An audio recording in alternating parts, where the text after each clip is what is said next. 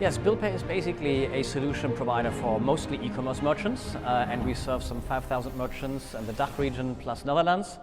And we don't do the entire range of payments, but only payments which involve a risk element. So an invoice, basically buy now, pay later in one go, 30 days after delivery, for example, or even longer in installments, 6, 12, 24 months, for example. And we also process direct debits, and it comes with a protection for defaults for the merchants. So what are you guys looking to do in the next year or so?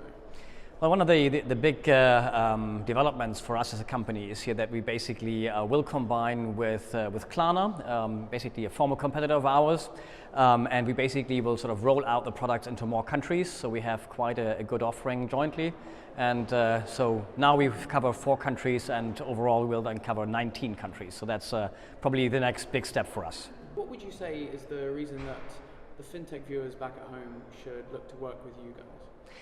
Well, I think we really sort of help e-commerce merchants to boost sales. That is still all about winning over new customers, and those new customers very much prefer the payment methods we are offering.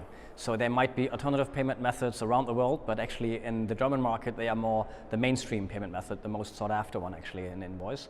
So people really need it. If they want to sell to German consumers, they do need to offer an invoice solution, and that comes with a risk, and Billpay is there to sort of bridge that gap between offering an attractive payment option, generate more sales, and have the protection of a financially stable partner and secure cash out. What do you see happening in the next few years?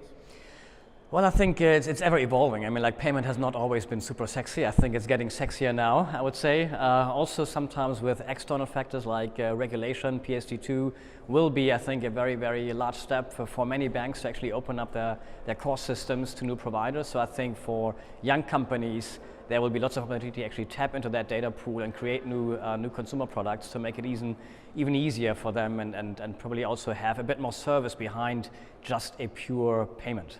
And how have you enjoyed this year's MPE? I think it was a great lineup of speakers, lots of variety of talks, obviously. I think it's much more interactive now, so I enjoyed it very much.